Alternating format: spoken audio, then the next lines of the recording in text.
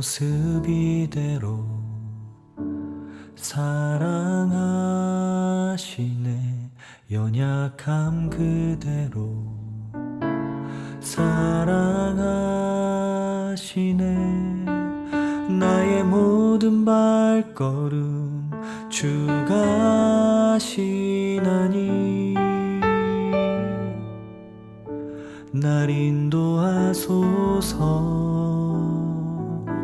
내 모습 이대로 사랑하시네. 연약함 그대로 사랑하시네. 나의 모든 발걸음 주가 하시나니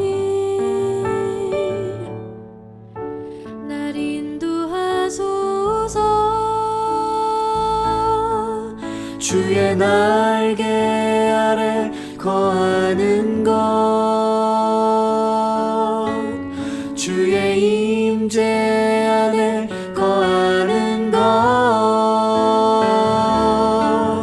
나의 가장 큰 소망, 나의 가장 큰 은혜, 주와 함께 동행하는 일. 주의 날개 아래 거하는 것,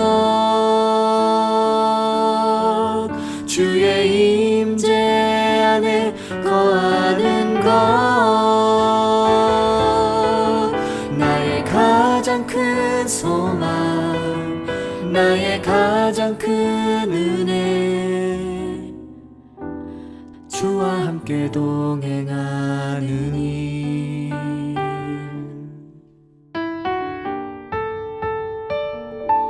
내 모습 이대로 사랑하시네. 연약함 그대로 사랑하시네.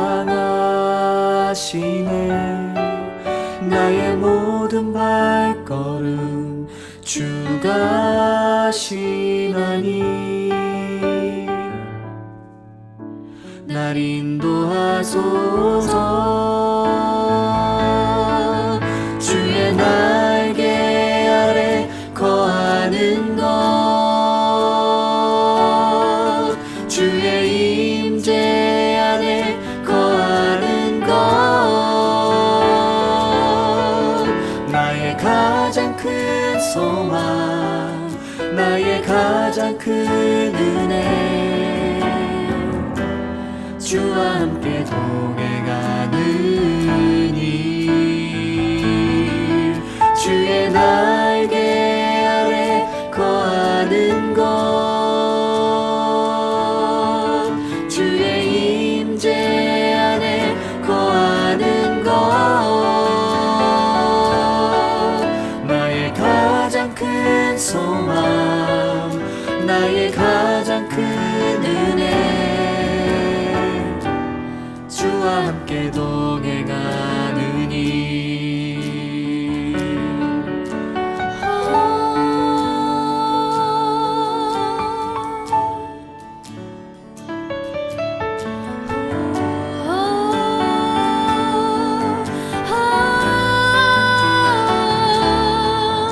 나의 가장 큰 소망, 나의 가장 큰 은혜,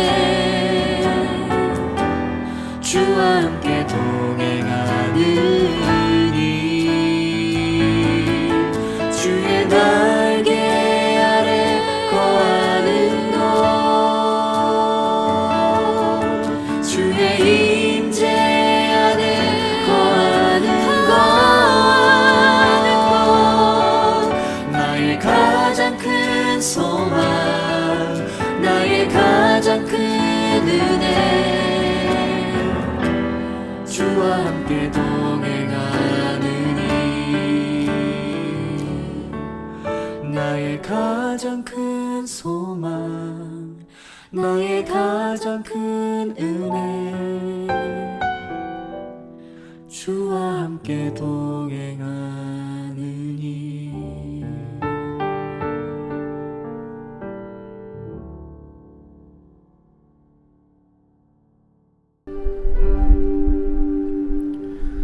하나님은 영이시니 예배하는 자가 영과 진리로 예배할지니라.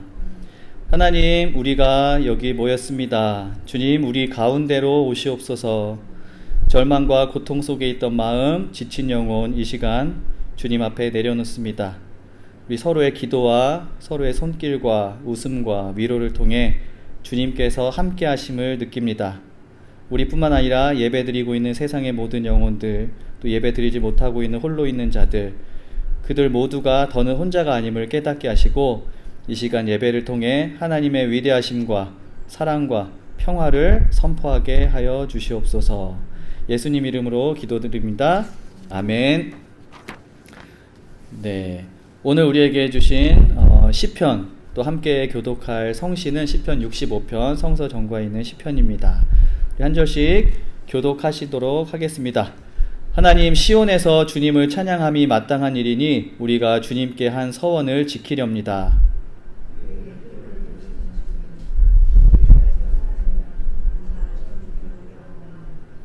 저마다 지은 죄 감당하기 너무 어려울 때에 오직 주님만이 그 죄를 용서하여 주십니다.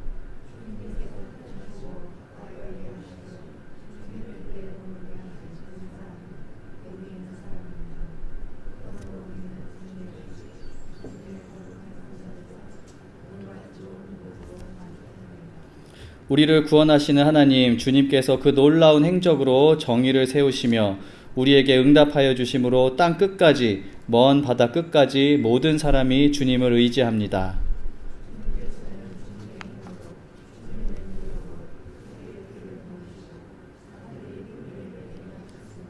주님께서는 바다의 노호와 파도 소리를 그치게 하시며 민족들의 소요를 가라앉히셨습니다.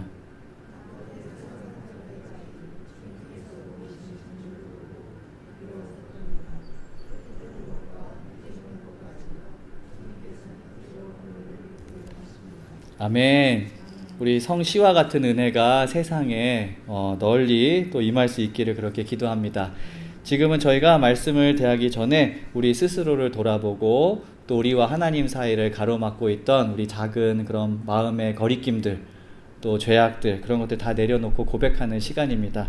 우리 공동체로서 또 우리가 하나님 앞에 나아갈 때 우리가 고백할 내용들, 우리가 그것을 매주마다 기도드리고 있습니다. 우리 그 함께 드리는 기도 먼저 주님 앞에 우리 한 목소리로 드리도록 하겠습니다.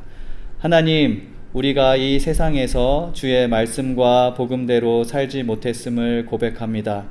우리의 죄악과 욕심 때문에 우리에게 향하신 하나님의 사랑과 믿음을 저버리고 살았습니다.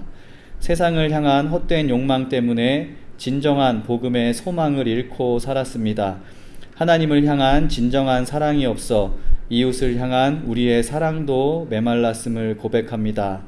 이제 십자가의 은혜로 그 죄악과 욕망에서 자유롭게 하시고 잘못된 우리의 삶을 주님의 말씀으로 바로잡아 새로운 삶을 살게 하옵소서. 예수님 이름으로 기도합니다. 아멘. 네, 이제 우리 개인적인 기도, 또 소망의 기도, 또 고백의 기도, 회개의 기도, 중보의 기도 드리도록 하겠습니다. 우리가 기도하실 때 성령님께서 우리와 같은 마음으로, 우리보다 더 애통하는 마음으로 함께 기도하실 것입니다. 함께 기도합니다.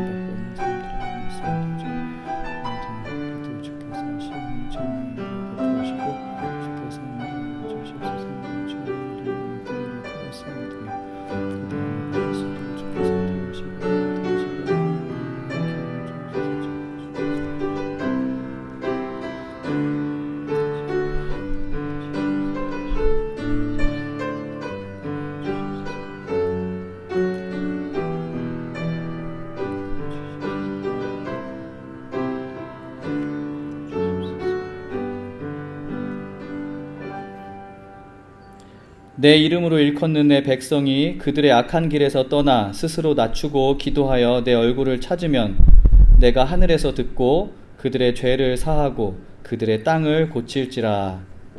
아멘. 우리에게 새 날을 주시는 주님, 오늘도 우리에게 새 생명을 주시고 새로운 한 주의 시작을 주시니 감사합니다. 하나님, 우리가 입으로만 새로운 생명 주심에 감사한다고 하지 않게 하시고 나의 삶에 주신 모든 것들, 사람, 물질, 재능, 시간 등 그 모든 것들을 귀중한 생명으로 여겨 그 놀라운 은총에 감사할 수 있게 하여 주시옵소서. 우리를 인도하셔서 우리가 가지고 있는 생명의 에너지를 타인과 나누며 더 큰 생명을 창조할 수 있는 은혜도 허락하여 주옵소서. 그리고 우리가 새로운 생명에 대해서 감사하지만 다양한 종류의 죽음을 경험하는 이들이 세상에 많이 있습니다.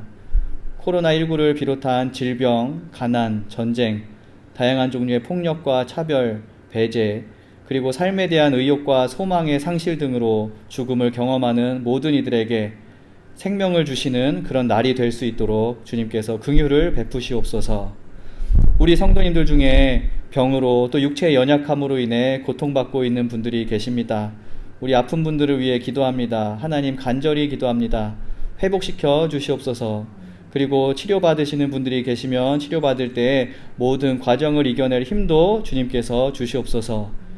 하나님, 이 어려운 시기에도 우리 교회를 지켜주신 하나님께 감사드립니다.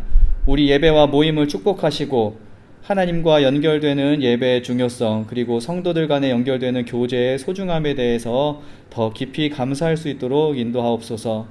우리가 안전하게 예배하고 교제할 수 있도록 지켜주시고, 특히 이 팬데믹으로 인해 피해를 입고 있는 수많은 작은 교회들이 또한 있습니다.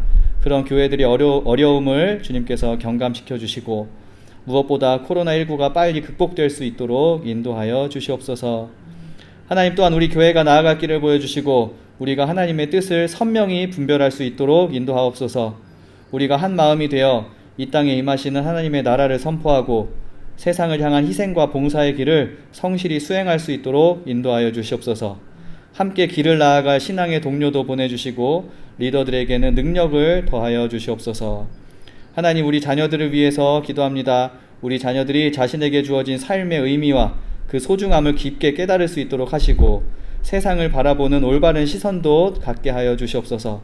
학교나 직장이나 교회에서 희생과 섬김으로 영향력을 미치게 하시고 다른 사람에 대한 공감과 책임감을 가지고 삶을 살아가게 인도하소서. 또한 우리 가족 중에 함께 신앙생활하지 못하는 분들의 기도를 주님 들어주시옵소서. 그들을 향한 하나님의 계획과 사랑을 발견하게 하시고 우리 가족들과 함께 예배할 수 있는 날이 속히 오도록 인도하여 주시옵소서.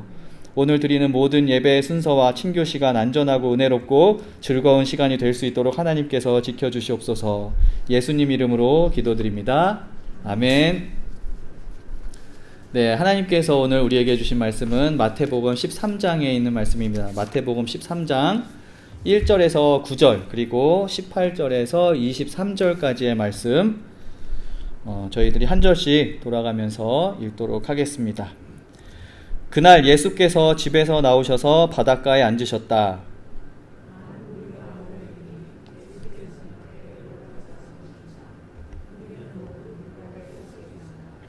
예수께서 그들에게 비유로 여러 가지 일을 말씀하셨다. 그는 이렇게 말씀하셨다. 보아라, 씨를 뿌리는 사람이 씨를 뿌리러 나갔다.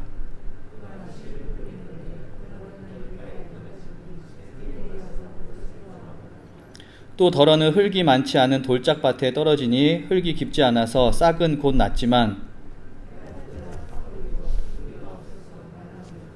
또 덜어는 가시덤불에 떨어지니 가시덤불이 자라서 그 기운을 막았다.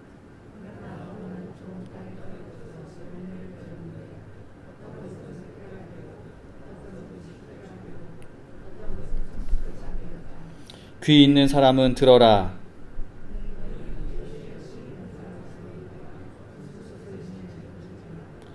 누구든지 하늘나라를 두고 하는 말씀을 듣고도 깨닫지 못하면 악한 자가 와서 그 마음에 뿌려진 것을 빼앗아 간다. 길가에 뿌린 씨는 그런 사람을 두고 하는 말이다.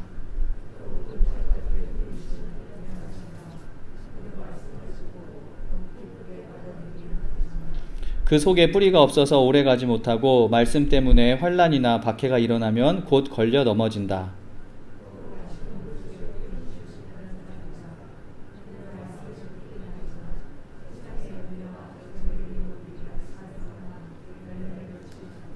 함께 읽겠습니다. 그런데 좋은 땅에 뿌린 씨는 말씀을 듣고서 깨닫는 사람을 두고 하는 말인데 이 사람이야말로 열매를 맺되 100배 혹은 60배 혹은 30배의 결실을 낸다. 아멘. 하나님의 말씀입니다. 아멘. 네, 성도님들 지금까지 살아오시면서 어떤 씨앗을 뿌리셨나요? 네. 당연히 꽃이나 야채, 잔디 그런 씨 말고 은유적으로 우리 인생에 어떤 씨앗을 뿌리셨나요? 나는 살면서 어떤 씨를 뿌렸던가 잠시 생각해 보면 좋겠습니다. 그 질문을 조금 바꿔서 하나님께서 성도님들 삶에는 어떤 씨앗을 뿌리셨나요? 하나님께서는 성도님들 삶에, 인생에 어떤 씨앗을 뿌리셨나요? 성도님들께서 뿌린 씨앗, 그리고 하나님께서 성도님들의 인생이라는 밭에 뿌린 씨앗은 어떤 결실을 맺었나요? 이 질문에 대한 답을 천천히 생각해 보시면서 저희가 일단 성서의 본문으로 들어가 보면 좋겠습니다. 오늘 본문은 총 7개의 비유가 등장하는 마태복음 13장에 첫 번째로 기록된 비유 이야기를 담고 있습니다. 아주 유명한 씨 뿌리는 사람의 비유입니다. 씨 뿌리는 사람의 비유. 비유에 등장하는 유일한 인물이 씨를 뿌리는 사람이기 때문에 아마 그런 이름이 붙었을 수도 있고요. 18절에서 나오는데 예수님께서 제자들에게 씨 뿌리는 사람의 비유라고 직접 말씀을 하시거든요. 그랬기 때문에 이 비유의 제목이 씨 뿌리는 사람의 비유가 되었을 수도 있습니다. 그런데 재미있는 것은 제가 이 비유에 대해서 이제 설교를 많이 듣고 또 해석을 많이 이제 보잖아요. 그런데 그 많은 설교들이 씨 뿌리는 사람에 초점을 맞추기보다는 그 땅에 초점을 맞춘다는 게 참 재밌기도 하면서 흥미롭기도 하면서 의문이 들었습니다. 왜 씨 뿌리는 사람의 비유인데 그 초점을 땅에 맞췄을까라는 그런 의문이 들었습니다. 모두 아시듯이 이 비유에는 4종류의 땅이 등장합니다. 길가, 그리고 흙이 많지 않은 돌짝밭, 가시덤불, 그리고 마지막으로 좋은 땅, 이렇게 4부류의 땅이 등장합니다. 그리고 이 비유에서 말하는 그 씨앗은 말씀을 상징한다고 하죠. 특별히 19절에서 예수님이 가르치시듯 하늘나라를 두고 하는 말씀이 이 씨앗이다라고 그렇게 알려져 있습니다. 그런데 그 말씀이 4가지 서로 다른 땅에 떨어져서 서로 다른 결과를 낸다는 이야기입니다. 그리고 서로 다른 땅이란 말씀을 받아들이는 사람들, 즉 우리의 태도 또는 우리의 마음을 비유한다고 많은 분들이 이해를 하십니다. 물론 맞는 그런 이해입니다. 우리 중에 어떤 사람은 길가와 같은 마음으로 말씀이 전혀 뿌리를 내리지 못하고, 또 어떤 사람의 마음은 돌짝밭과 같아서 말씀이 뿌리는 내리지만 길게 내리지 못해서 금방 그 말씀이 생명력을 잃고, 또 어떤 사람의 마음은 가시덤불과 같아서 말씀이 열매를 맺을 수 없도록 방해하는 여러 가지 어려움들이 나 시험을 경험하게 되고 그런 것들이 있을 때 금방 포기하게 된다는 거죠. 그리고 마지막으로 어떤 사람의 마음은 좋은 땅과 같아서 하나님의 말씀이 들어왔을 때 큰 열매를 맺을 수 있다라는 해석을 우리가 보통 하게 됩니다. 그런데 이렇게 이해를 한다면 이 비유가 주는 가르침은 무엇이 되나요? 자연스럽게 이 비유는 우리가 스스로 우리의 마음을 점검하고 혹시 내 마음의 밭이 길가 같은 그런 밭은 아닌지, 또는 돌밭은 아닌지, 가시덤불이 많은 밭은 아닌지 잘 점검하고 우리 땅의 마음의 땅을 잘 개간해서, 즉 회개와 기도와 훈련을 통해서 우리 마음을 좋은 땅으로 만들자라는 그런 결론에 이르게 되죠. 이점과 같은 해석을 한다면은 이 해석도 물론 좋은 해석이고 당연히 우리가 깨닫고 배울 것이 많은 해석입니다. 하지만 그렇다면 이 비유의 제목이 씨 뿌리는 사람의 비유가 아니라 마음밭의 비유 또는 땅의 비유가 돼야 될 것 같지 않으세요? 제목이. 왜냐면 우리 마음밭이 중심이 되니까요, 이야기에.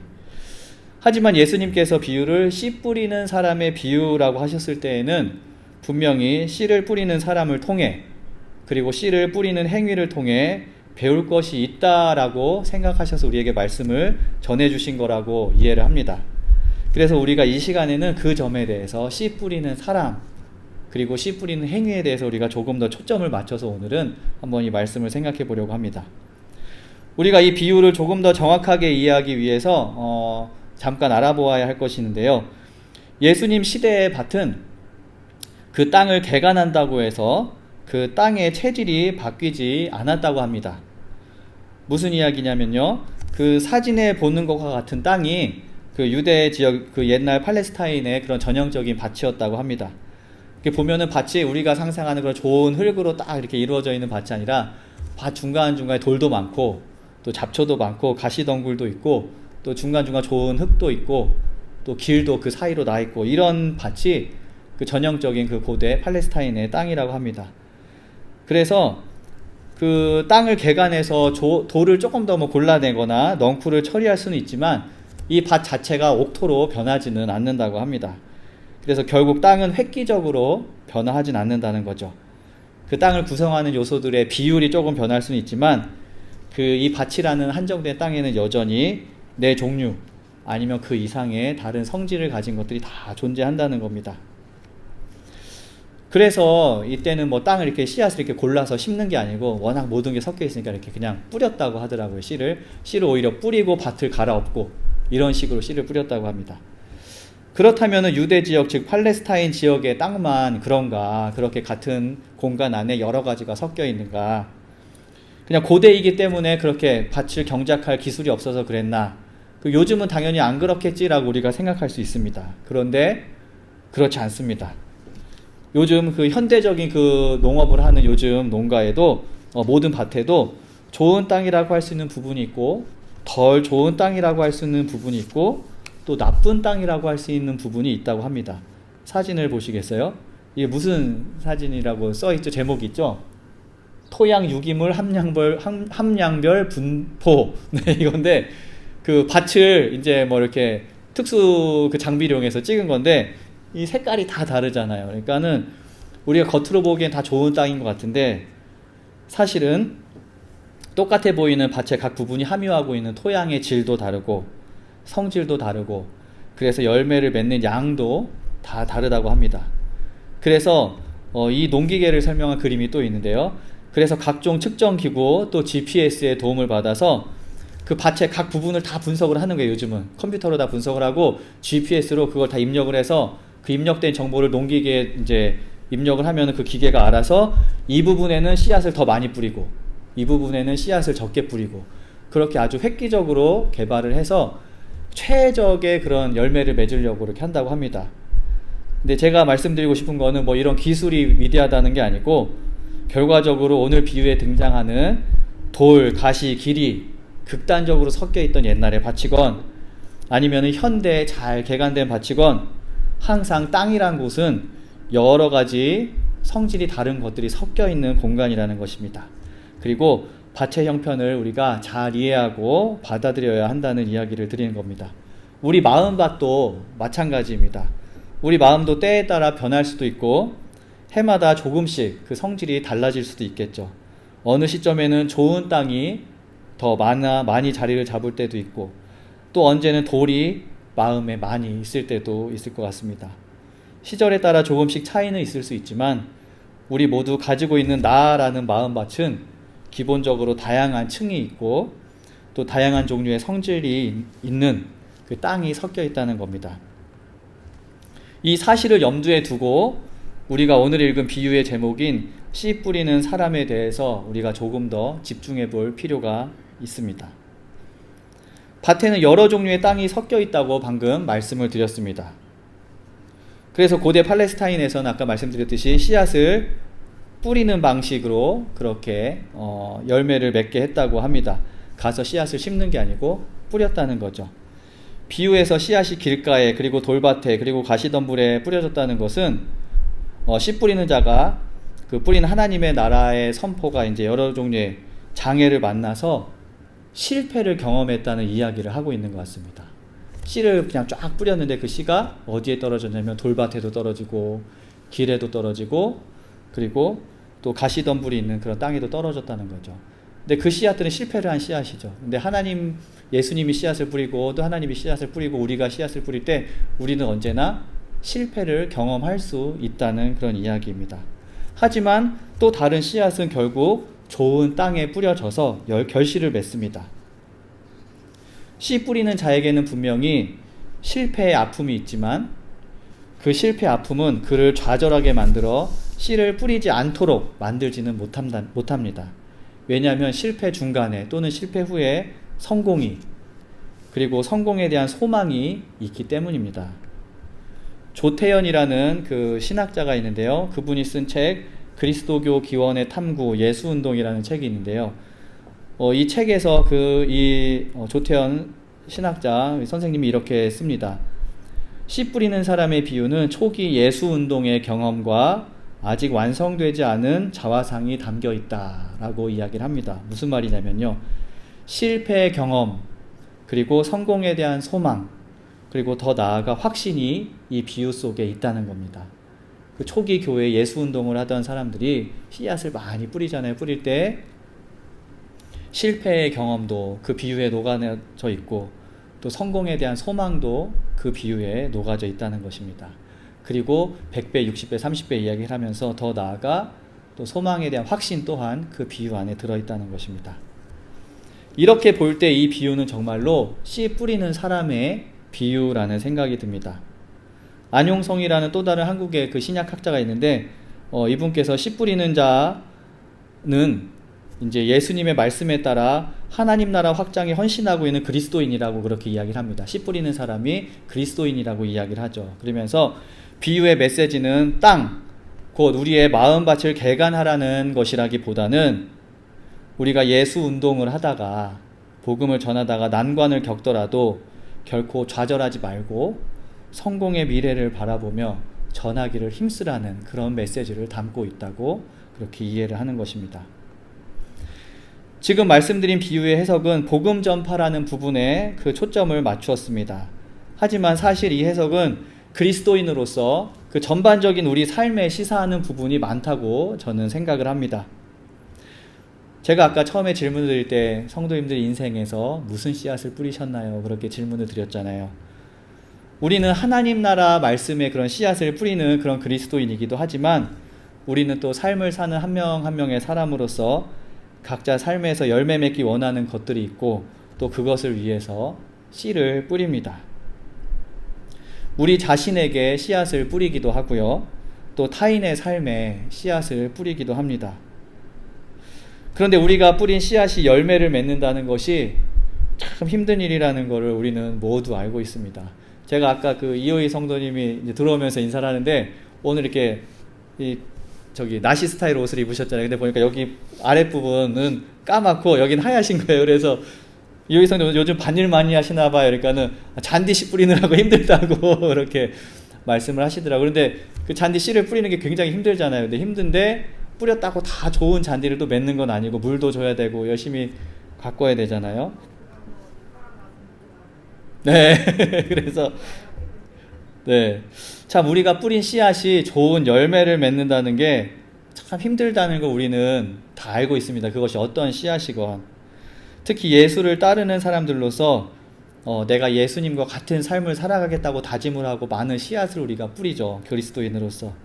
어쩔 때는 인내의 씨앗을 조금 더 참아야지 하면서 뿌리기도 하고, 또 어쩔 때는 사랑하기 힘든 사람을 조금 더 사랑해야지. 근데 이렇게 말하면 너무 거룩하잖아요. 이게 아니고, 사랑하기 힘든 사람이 저희가 그냥 멀리 있는 사랑은 하기 쉬워요. 그런데 그냥 뭐 부부지간에건 뭐 자녀를 키우건 스물스물 올라오는 그 마음들 있잖아요. 약간 이해하지 못하고 아유 하면서 잠깐 참지 못하면서 사랑보다 미움이 잠깐씩 커지는 그런 마음들, 또 나랑 뭐가 안 맞는 사람이 있을 때 그 사람 보면서 안 돼 하면서 하는 그런 마음들, 뭐 거룩한 게 아니고 그렇게 그런 순간순간들을 줄여나가려는 그런 씨앗을 우리 마음에 심고, 또 용서하기 힘든 사람을 용서하려고 또 뿌리는 씨앗들이 있습니다.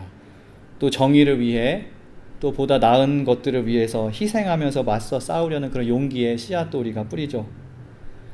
그리고 우리가 자녀이건 배우자이건 내 이웃이건 그 사람들을 마음에 두고 그 사람들이 변화하기를 바라면서 또 뿌리는 그런 씨앗들이 많이 있습니다. 성도님들은 그 씨앗이 길가나 돌밭에 뿌려진 경험이 더 많으세요? 아니면은 좋은 밭에 뿌려져서 큰 결실을 맺었던 경험이 더 많으세요? 솔직히 어떤 경험이 더 많으세요? 잘은 모르겠지만 성공보다는 실패의 경험이 기대가 많아서일 수도 있는데 뭐 잘 모르겠지만 아무튼 이상하게 성공보다는 실패의 경험이 더 많은 것이 우리의 삶이지 않을까 생각을 합니다. 그리고 재미있는 것은 제가 재미있는 상상을 했는데 아마 하나님께서도 우리 마음밭에 씨앗을 많이 뿌리시는 것 같은데 뿌리셨는데 하나님께서도 성공보다는 실패의 경험을 더 많이 하지 않으실까라는 그런 생각도 해보았습니다. 성도님들, 오늘 설교의 제목이 씨를 뿌리는 사람인데요, 제가 괄호 안에 무모하게라는 부사를 넣었습니다. 영어 제목으로는 또 The Reckless Sower라고 이제는 그 제목을 달았죠. 사실 영어 단어 그 reckless라는 영어 단어가 먼저 제목을 정할 때 떠올랐습니다.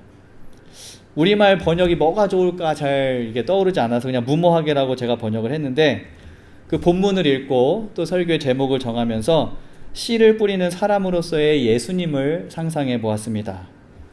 예수님이 씨를 뿌리실 때 땅을 둘러보시고 토질과 토양을 분석하시고 수확량 통계를 내시고 각 밭의 부분의 정보를 GPS에 딱 입력시키셔서 GPS 파종기로 이 사람, 이 땅에는 씨앗 20개, 이 땅에는 씨앗 2개, 이 땅에는 씨앗 3개 이렇게 뿌리실까?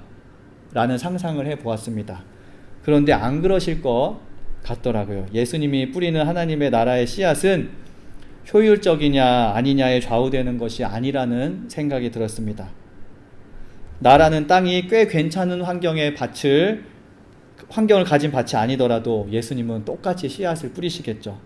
왜냐하면 예수님은 씨를 뿌리시는 분이기 때문에 씨를 뿌리신다는 생각을 했습니다. 말 그대로 예수님은 무모하게 씨를 뿌리는 사람이신 것 같습니다. 저는 이 사실이 얼마나 감사한지 모르겠습니다. 예수님이 무모하게 오늘도 똑같이 동일하게 씨를 뿌리신다는 사실이 얼마나 감사한지 모르겠습니다.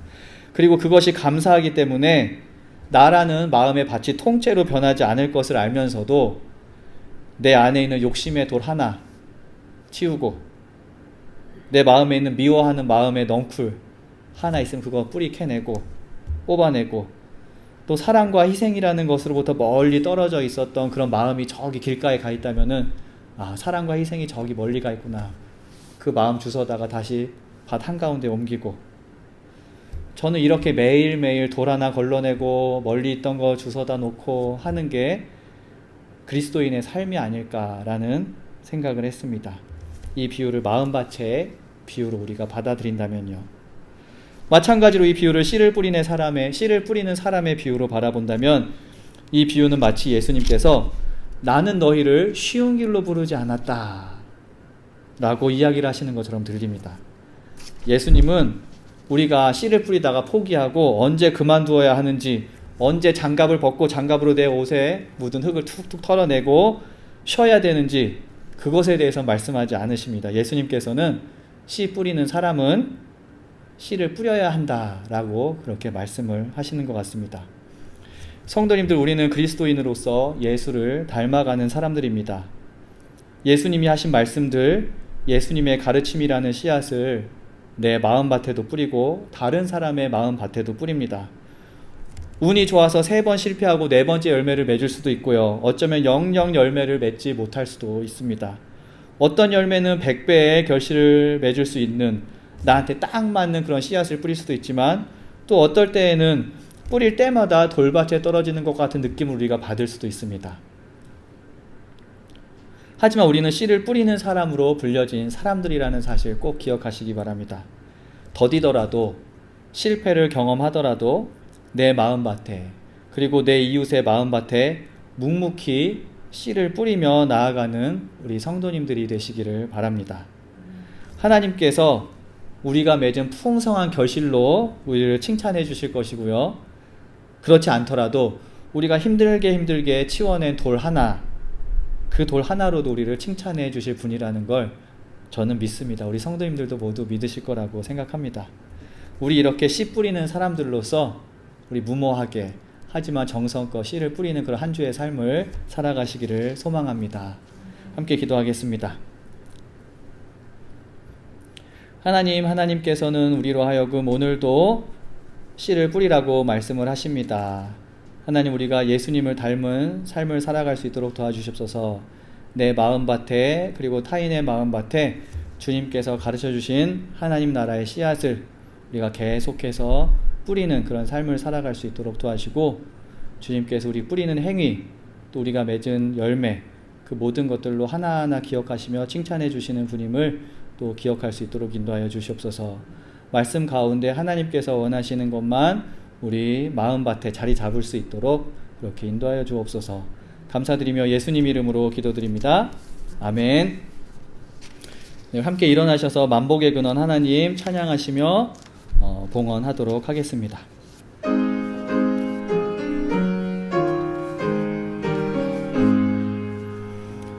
만복의 근원 하나님, 온 백성 찬송 드리고 저 천사여 찬송하세. 찬송 성부 성자 성령.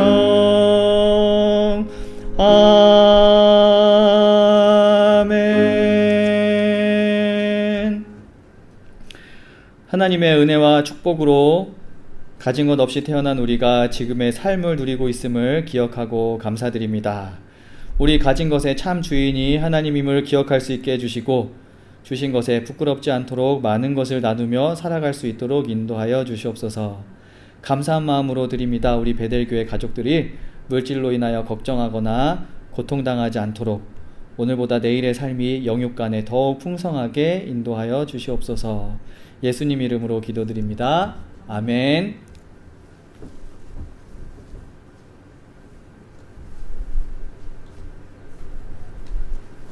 네, 제가 방금 저희 설교를 통해서는 예수님께서 씨를 이렇게 쫙 뿌리는 분이라고 말씀을 드렸는데, 성경에 보면은 또 다른 그 나무의 비유들이 많이 나옵니다. 근데 그 비유에는 그 나무들을 뭐라고 표현하냐면요, 심기운 나무라고 표현을 하죠. 예수님께서 씨를 뿌리시기도 하는데 정성껏 심으시기도 한다라는 사실을 또 성경이 보여주는 것 같아요. 그러면서 그 말씀이 무슨 의미일까 했는데, 모두 다 뿌리는데 지금 이 자리에 있는 우리 한 명 한 명은 또 특별히 또 예수님께서 심으신 그런 나무들이 아닐까라는 생각을 합니다.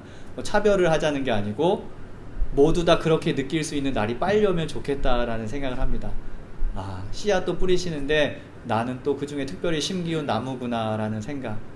우리 성찬을 나누시면서 주님께서 오늘도 내 삶에 씨앗을 뿌리시기도 하시고, 특별히 나를 바라보시면서 좋은 나무라고 여겨주시면서 또 심기도, 좋은 시냇가에 심기도 하시는구나, 그런 사실을 우리가 깨닫는 시간이 되면 좋겠고요.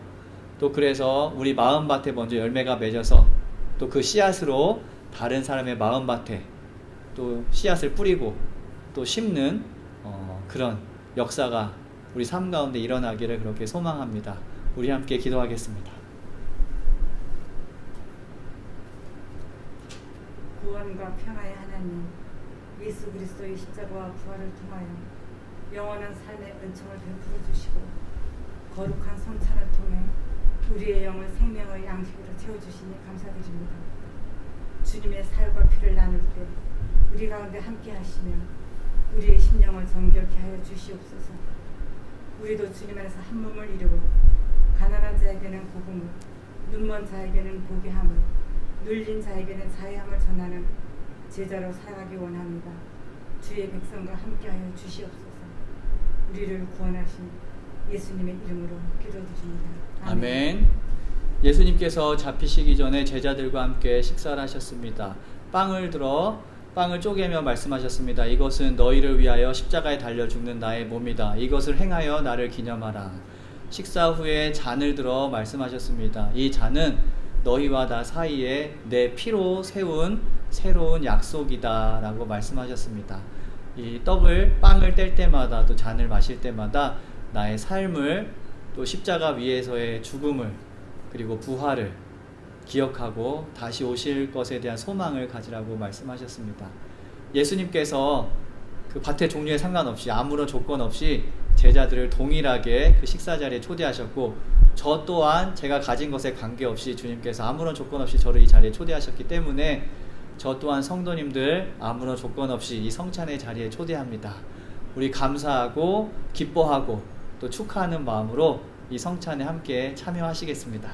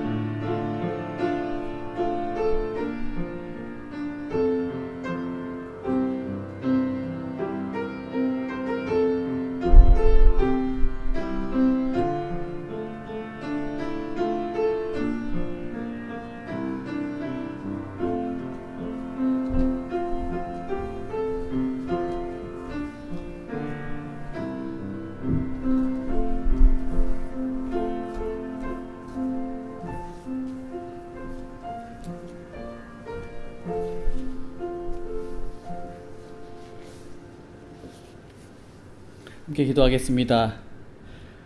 하나님, 주님의 살과 피를 나누었습니다. 예수님의 삶이 우리 마음밭에 깊게 뿌리를 내릴 수 있도록 인도하여 주시옵소서. 지금은 주님께서 가르쳐 주신 기도로 함께 기도합니다.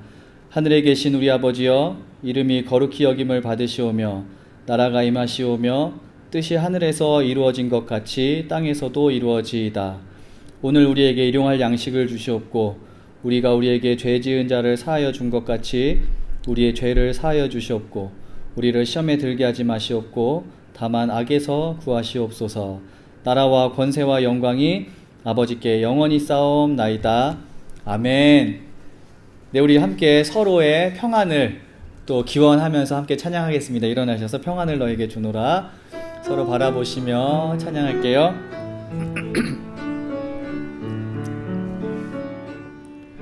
평안을 너에게 주노라. 아멘.